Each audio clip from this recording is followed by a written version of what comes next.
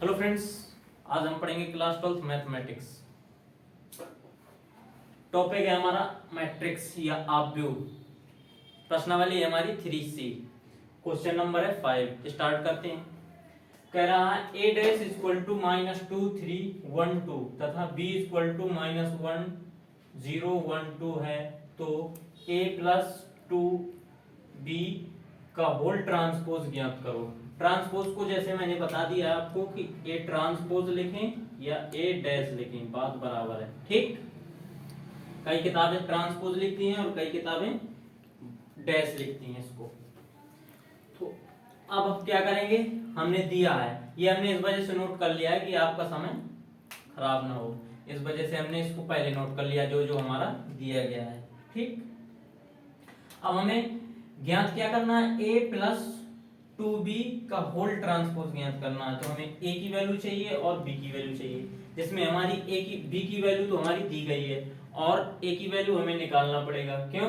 क्योंकि हमें a transpose की वैल्यू दी गई, ना कि a की वैल्यू। तो इसको फाइंड करते हैं। जब इसको a निकालेंगे तो क्या हो जाएगा, क्योंकि a ट्रांसपोज का ट्रांसपोज क्या होता है, हमारा a होता है, कि हम पहले पढ़ चुके हैं। तो इसका यदि a निकालेंगे तो इसके जो कॉलम में है वो किस में चला जाएगा, रो में। तो -2 और 1, फिर यहां से 3 और 2। यदि इस प्रकार का ऑपरेशन लगाते हैं तो उसी प्रकार का सभी में ऑपरेशन लगाएंगे। ये नहीं कि एक में रो ऑपरेशन लगा दें और एक में कॉलम ऑपरेशन। ठीक, a की वैल्यू हमारी ये निकल आई। अब हमें फाइंड करना a प्लस 2b का होल ट्रांसपोज। तो क्या करेंगे, a प्लस 2b का whole transpose equal to a की वैल्यू हमारी कितनी निकली, a की वैल्यू निकली -2 3 1 2 प्लस 2, b की वैल्यू कितनी है हमारी -1 0 1 2। क्लियर, इनका होल ट्रांसपोज इक्वल टू, अब क्या करेंगे, इसका मल्टीप्लाई कराएंगे, फिर दोनों को क्या कर देंगे, ऐड कर देंगे। तो जब मल्टीप्लाई कराएंगे तो क्या हो जाएगा, यह भी एज इट इज रखते हैं, ज्यों करते हो। ठीक, ये वाली मैट्रिक्स हमने ज्यों करते हो रखा। फिर इसका मल्टीप्लाई कराएंगे जब, तो यहां से कितना हो जाएगा, -2 0 2 और 4। क्लियर, हमारा जो स्केलर होता है, ये गुणांक इसमें जो करते हैं तो सभी मैट्रिक्स में क्या करते हैं, इसका मल्टीप्लाई करते हैं। ठीक, अब क्या करेंगे, अब इन दोनों को ऐड कर देंगे। तो जब ऐड करेंगे तो किस प्रकार हो जाएगा, हमारा हो जाएगा -2 और -2 -4, फिर यहाँ से 1 और 0 1, फिर यहाँ से 3 और 2 5, फिर यहाँ से 2 और 4 6।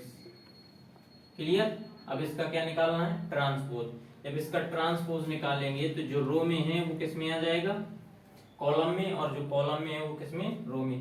तो ये हमारा कॉलम को यदि चेंज करेंगे तो किस में चेंज करेंगे, रो में। तो ये इस प्रकार से, ये जो एलिमेंट दिए गए हैं किस प्रकार हो जाएंगे, इस प्रकार से। तो यहाँ से -4 और 5, फिर ये वाले एलिमेंट ये भी ऐसे हो जाएंगे। तो यहाँ से 1 और 6। ये हमारा क्या निकल आया आंसर। किसका आंसर निकला हमारा, a प्लस 2b का होल ट्रांसपोज। क्लियर,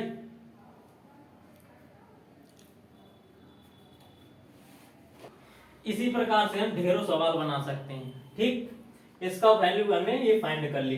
अब क्या करेंगे, यदि यहाँ a ट्रांसपोज ना हो, क्या ना हो, एक डैश ना हो, डायरेक्ट a दिया गया हो, तो फिर क्या निकालेंगे, उसका भी निकालेंगे। तो उसमें हमें a की वैल्यू नहीं फाइंड करनी पड़ेगी। किसकी वैल्यू नहीं फाइंड करनी पड़ेगी, a की वैल्यू। क्यों? क्योंकि उसमें a वैल्यू दे रखा है, a की वैल्यू दे रखा है, इस वजह से हमें नहीं फाइंड करना पड़ेगा।